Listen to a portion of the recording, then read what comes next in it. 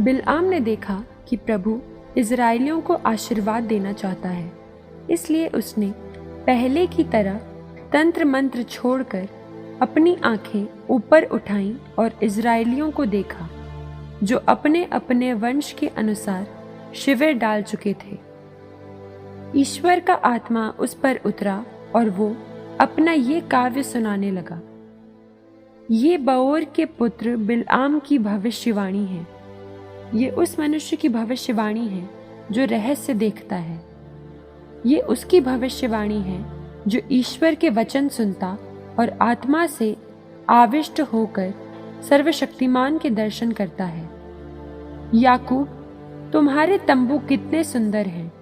Israel, तुम्हारे निवास कितने रमणीय हैं। वे घाटियों की तरह फैले हुए हैं, नदी के किनारे उद्यानों की तरह, ईश्वर द्वारा लगाए अगरू वृक्षों की तरह, जलस्रोत के निकट के देवदारों की तरह।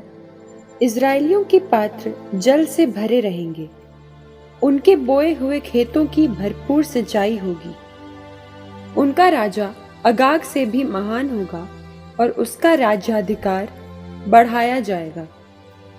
ईश्वर उसे मिस्र से निकाल लाया। उसने उसे जंगली सांड जैसी शक्ति दी है।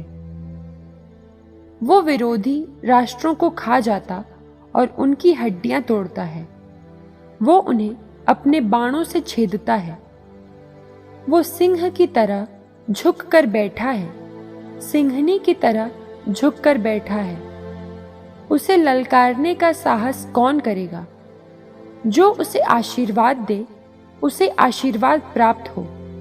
जो उसे अभिशाप दे, वो अभिशप्त हो। इसे सुनने के बाद बालाक को बिलआम पर क्रोध हो गया।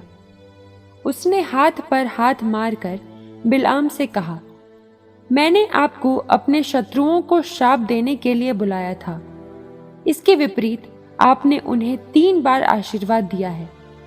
आप तुरंत अपने घर लौट जाइए। मैंने आपको महान पुरस्कार देने का वचन दिया था, किंतु प्रभु ने आपको उससे वंचित कर दिया है। बिलाम ने बालाक को उत्तर दिया, क्या मैंने आपके दूतों से, जिन्हें आपने मेरे पास भेजा था, ये नहीं कहा था कि यदि बालाक मुझे इतना सोना चांदी दे जो उनके महल में भी ना समा सके, तो भी मैं न तो प्रभु के आदेश का उल्लंघन करूंगा और न अपनी ओर से भला बुरा कहूंगा। जो प्रभु कहेगा मैं वही बोलूंगा। अच्छा, अब मैं फिर अपनी जाति वालों के पास लौट जाता हूं, लेकिन मैं जाने से पहले आपको ये बताऊंगा कि ये भविष्य में आपकी प्रजा के साथ क्या करेंगे। इसके बाद बिलआम ने फिर कहा, ये बओर का पुत्र बिलआम की भविष्यवाणी है। ये उस मनुष्य की भविष्यवाणी है जो रहस्य देखता है। ये उसकी भविष्यवाणी है जो ईश्वर के वचन सुनता और आत्मा से आविष्ट होकर सर्वशक्तिमान के दर्शन करता है। मैं उसे देखता हूं, किंतु वर्तमान में नहीं। मैं उसके दर्शन करता हूं, किंतु निकट से नहीं। याकूब के वंश में एक तारे का उदय होगा। इज़राइल के वंश में एक राजा उत्पन्न होगा। वो मोआब की कनपटियों और सेत के पुत्रों के कपाल को चूर चूर कर देगा। एदोम पराधीन देश होगा। उसका शत्रु सेईर पराधीन देश होगा। किंतु याकूब की शक्ति बढ़ती जाएगी। याकूब के वंश में एक शासक का उदय होगा। वो आर के बचे हुए लोगों को मिटाएगा। बिलआम ने अमालेकियों को देखकर ये गीत सुनाया। अमालेक राष्ट्रों में अग्रगण्य रहा है, परंतु अंत में उसका सर्वनाश होगा। फिर केनियों को देखकर उसने कहा, तुम्हारा निवास स्थान सुदृढ़ और तुम्हारा नीड़ चट्टानों में सुरक्षित है।